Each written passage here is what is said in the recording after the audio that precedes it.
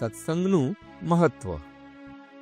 આત્માની પવિત્રતાનો આધાર મનુષ્યના કાર્યો પર અને સંગતિ પર રહેલો છે.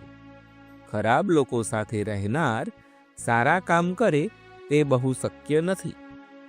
ધર્મથી સ્વર્ગની પ્રાપ્તિ થાય છે, પરંતુ ધર્માચરણ કરાવનારી બુદ્ધિ સત્સંગ તેમજ સારા ઉપદેશોથી થાય છે.